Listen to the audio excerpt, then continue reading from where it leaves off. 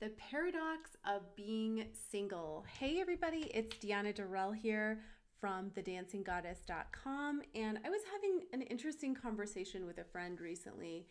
And we were talking about how, sometimes when you're in a relationship, you may not respond to the other person's comments or feelings in the same way that they do. And it can be really tempting to to not acknowledge, to not validate, and to respond in a way that you naturally receive love. But here's the thing, when you're in a relationship, you are going to get triggered. The other person is almost by design put in your life to help you grow and you to help them grow if they can see it.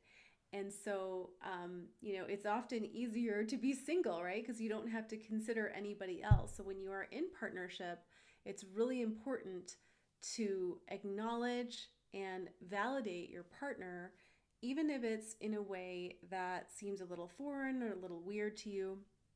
And I was talking to this friend and, he was sharing about his partner's wanting to, take the relationship further, and kind of in a moment, heat of the moment, right? It was like half serious, half joking, but his partner really loves to be validated and loves to be appreciated. And he said, I don't validate myself a lot. I don't do that for friends. And so it was a very strange conundrum, but he took a chance and decided to acknowledge what his partner had said. And it seemed so simple, but his partner completely opened up, and my friend felt like there was a space created and an ease and a connection. So a couple of takeaways from this story.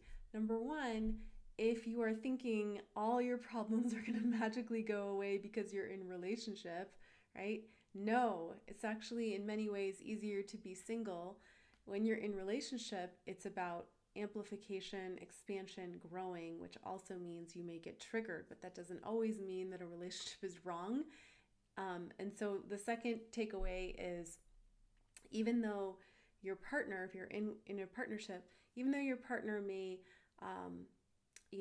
require different things than you naturally would, it's like speaking the love language of them. If you can go the extra mile, even if it's uncomfortable or you do it awkwardly, it's going to mean so much to your partner, and a space will be created for even more connection to happen and for them to meet you, right, where you need to be as well.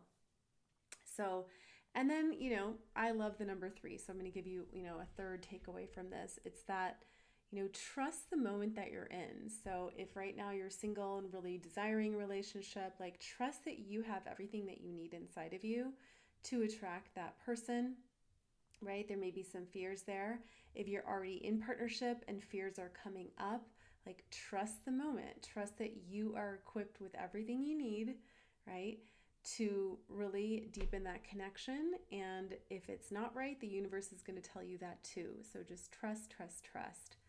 But I'd love to hear from you. Have you ever been in a relationship where in some ways, as it's getting more serious, you feel like you're speaking a little bit of a different language and having to learn a different language? I'd be curious to hear how that rolls for you.